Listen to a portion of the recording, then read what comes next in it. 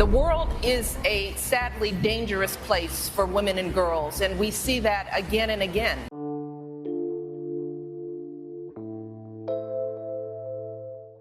For decades, the Obamas have stood as a great example of what a happy family should look like.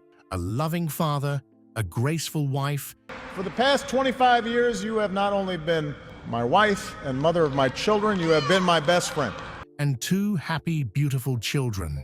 But what if it was all just a hoax? A false front for the public that was made up to cover up a much darker secret? After months of complete silence, Michelle Obama and her daughter Sasha have stepped into the spotlight with the full story of what truly happened behind closed doors. What did they say? And how does it align with everything we've been told?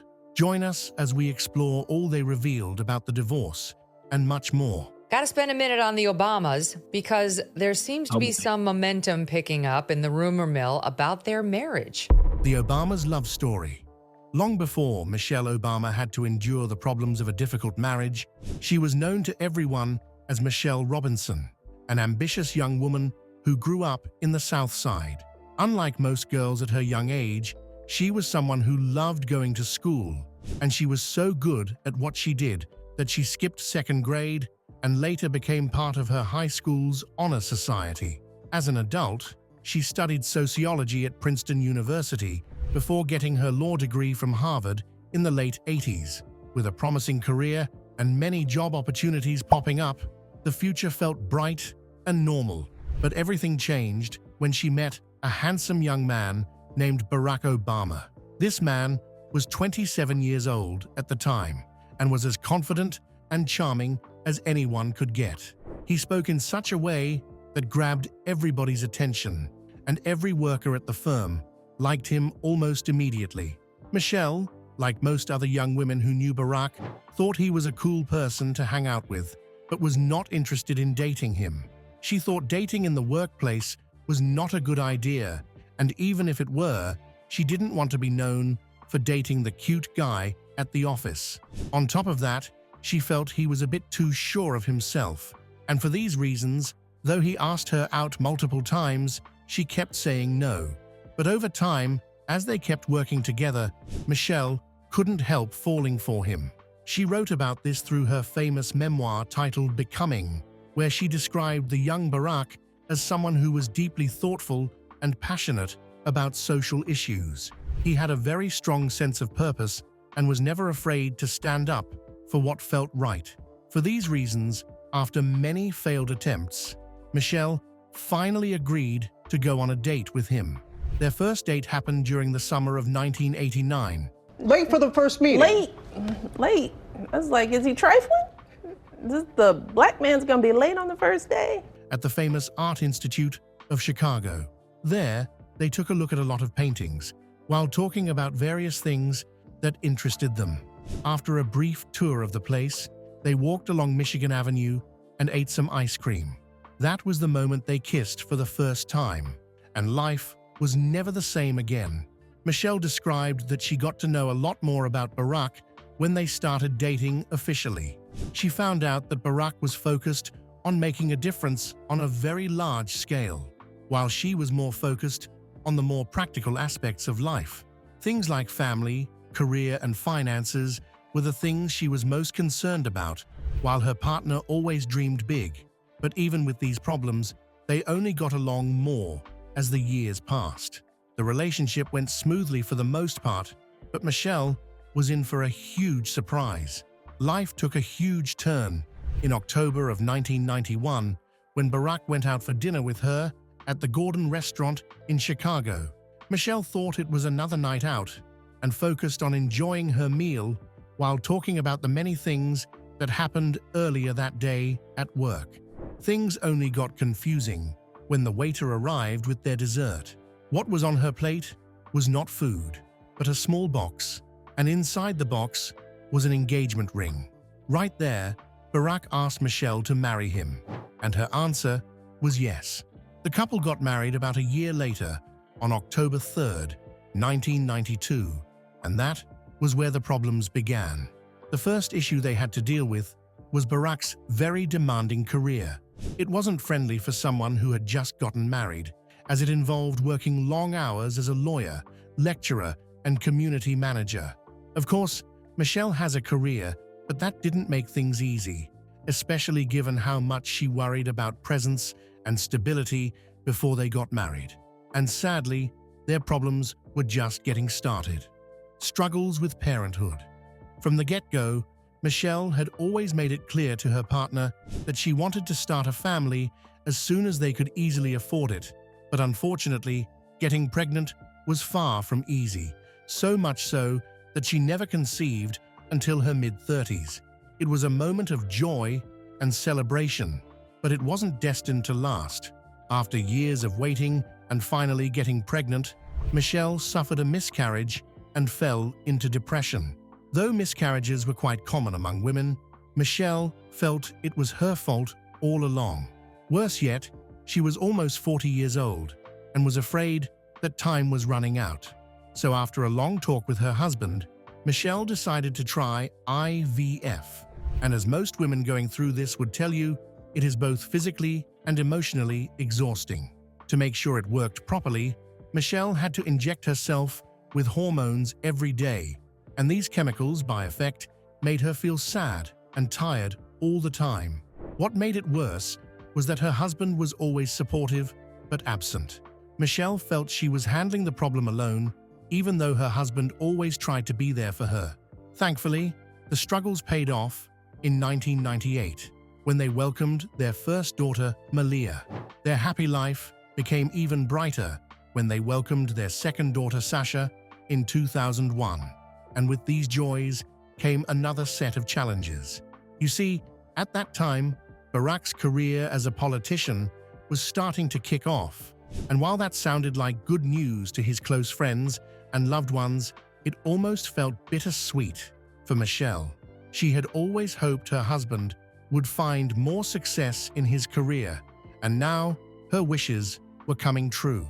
What she didn't think about was how much time it would take for them to be together.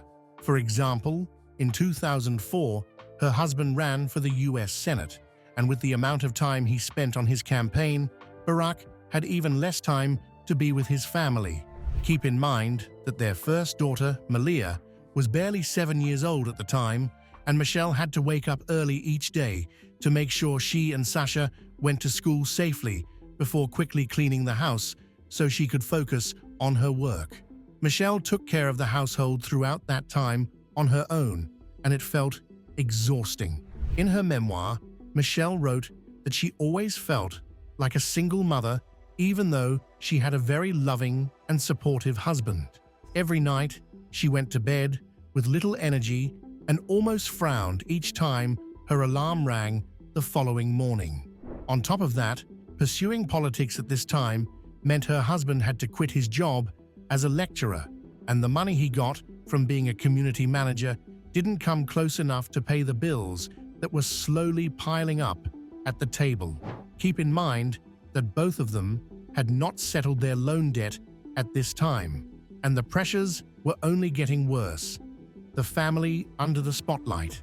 While her husband Barack was slowly getting famous as a politician, Michelle was gradually losing her patience. Her family was starting to suffer because of her husband's ambitions, and she started making demands for her husband to be more present if he wanted the marriage to work. Things got so bad that they tried marriage counseling to go through their issues. Not much changed, but the little they learned was enough to keep them going until her husband got financial success from selling his book, The Audacity of Hope, in 2006. The new problem was that with great wealth came great publicity, so much so that leading a private life felt like a luxury. It was a great learning experience for both of them. Her husband learned how to be there for his family during times of need, while Michelle learned how to keep supporting her husband even in the difficult moments. Little did they know that their dedication to leading a peaceful life as a couple would be tested once again when Barack Obama campaigned and became the President of the United States.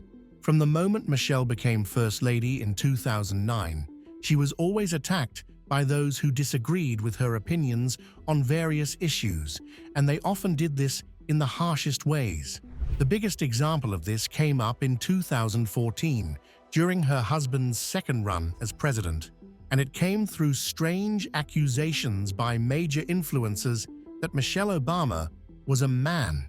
I'm here as a woman, as a mother, as a professional, but still a man. Some of them claimed she was born as a boy and was named Michael, and tried to prove it by showing how large her muscles were. Of course, nobody believed this until one popular comedian publicly said it was true. This person was Joan Rivers. No, Michelle is a I'm sorry, she's a what? a transgender. And just a few months later, she died during a medical procedure for reasons that didn't make a lot of sense to some people. Because of this, some people went as far as blaming Michelle for what happened, even though there was no evidence to prove she was to blame. And sadly enough, it didn't stop there. Many scandals came and went over the years, but the big one arrived much later in August 2024. It all started when various sources, without proof, made accusations that Michelle's husband was secretly seeing another woman. Just like it was with the previous scandal, nobody believed the claims at first, but they quickly grew famous in January 2025 when Michelle was absent from two major public events. The rumors thrived even before that time, so much so that some people claimed they knew who the woman was, and the name that got involved in this mess was Jennifer Aniston. The actress spoke about these rumors later on during an interview with Jimmy Kimmel. Jennifer denied all the claims. That is not true. By saying she had only met Barack once and never saw him again.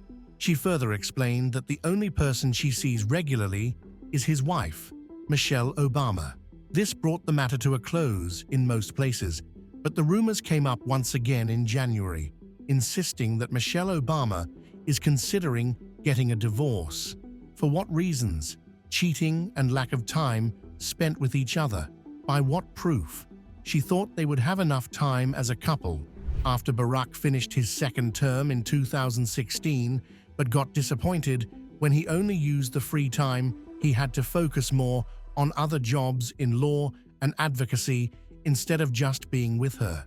They tried to prove this by pointing at the problems she wrote about in her memoir, saying that these complaints were more suitable for a woman who was considering getting a divorce than a free and happy wife. While these claims got a lot of attention, what Michelle did in response was even more unexpected, breaking silence about the divorce. On January 26th, barely 3 weeks after the rumors came up again, Sasha Obama was seen out in the open in Los Angeles, looking sad and gloomy. This happened at a time when the rumors were thriving very well, and it didn't take long for journalists to conclude it was because her mother, Michelle, was making plans to divorce her husband. Many took this as the final proof of the divorce and began to publish articles about it. When Michelle heard about it, she was very angry, so much so that she was willing to go against expectations by directly addressing the rumors. By all metrics, this went against her silent way of handling controversy, but at this point, the rumors had gotten so out of hand that Michelle couldn't take it anymore. It was time to speak out, and nobody would stop her, or at least, that was what we all thought. Rather than lanterns and pitchforks that night, what people saw instead was an Instagram re-upload of a post put up by her husband on her birthday. It was first posted on January 17th, and it had a picture of the both of them holding hands during a dinner at Aubergine Carmel, a restaurant in California. By re-uploading this post just a few days after the rumors came up, Michelle made her point clear that the family was doing just fine, especially her daughter Sasha. The young woman later confirmed that the reason she was crying was because she had just lost her grandmother, a woman who had always been there for Sasha for as long as she could remember.